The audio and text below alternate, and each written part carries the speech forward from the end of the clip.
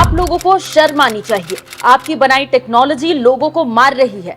खून पर जश्न मनाने वाले सभी लोगों को शर्म आनी चाहिए।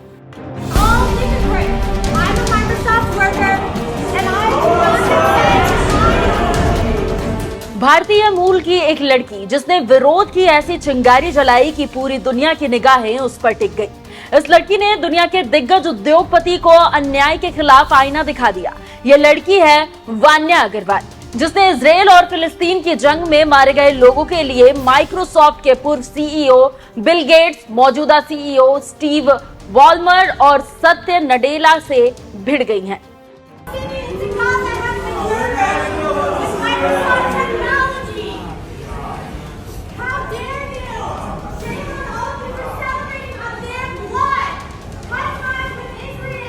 दरअसल 4 अप्रैल को माइक्रोसॉफ्ट की 50वीं सालगिरह थी। इस मौके को वॉशिंगटन के रेडमंड में सेलिब्रेट किया जा रहा था।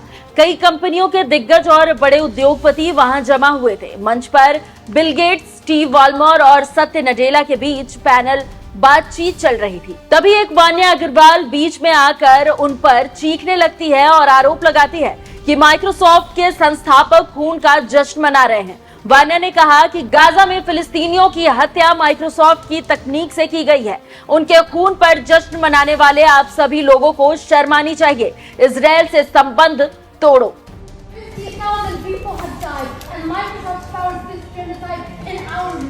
Thank you for your protest. I hear you.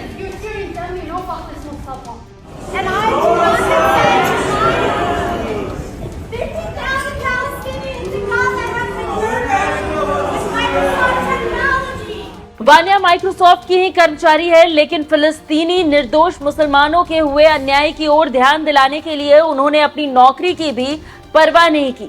Vanya के साथ एक और कर्मचारी इब्तिहाल अबू साद भी मौजूद थी। अबू साद ने आरोप लगाया कि माइक्रोसॉफ्ट इजराइल को एआई हथियार भेज रही है, जिससे 50,000 लोग मारे जा चुके हैं। अब वान्या और इब्तिहाल अबू साद का वीडियो पूरी दुनिया में चर्चा का विषय बना हुआ है। कुछ लोग दोनों की इस बहादुरी पर उनकी तारीफ भी कर रहे हैं। वहीं माइक्रोसॉफ्ट के हाई प्रोफाइल इवेंट में हुए इस घटनाक्रम के बाद अबू साद और वान्या ने कंपनी से रिजाइन भी कर दिया है। इस्तीफा देने के साथ वान्या ने लिखा, मैंने 1.5 साल माइक्रोसॉफ्ट में सॉफ्टवेयर इंजीनियर के रूप में काम करने के बाद माइक्रोसॉफ्ट छोड़ने का फैसला लिया है।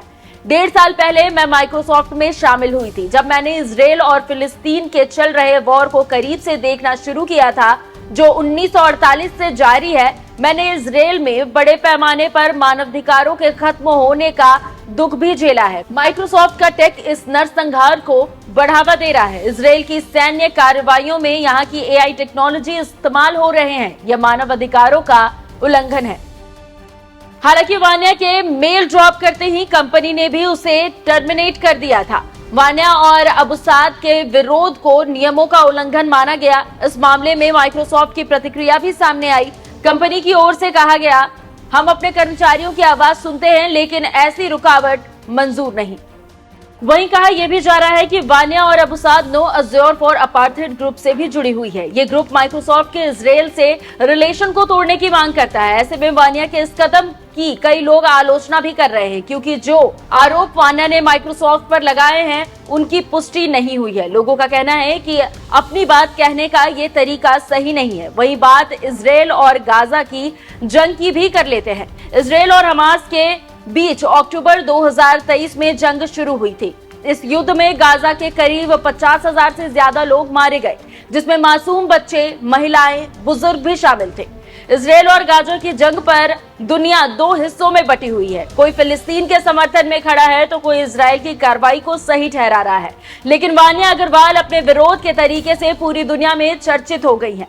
आप वान्या अग्रवाल के विरोध को कैसे देखते हैं, हमें कमेंट कर जरूर बताइएगा। नमस्कार।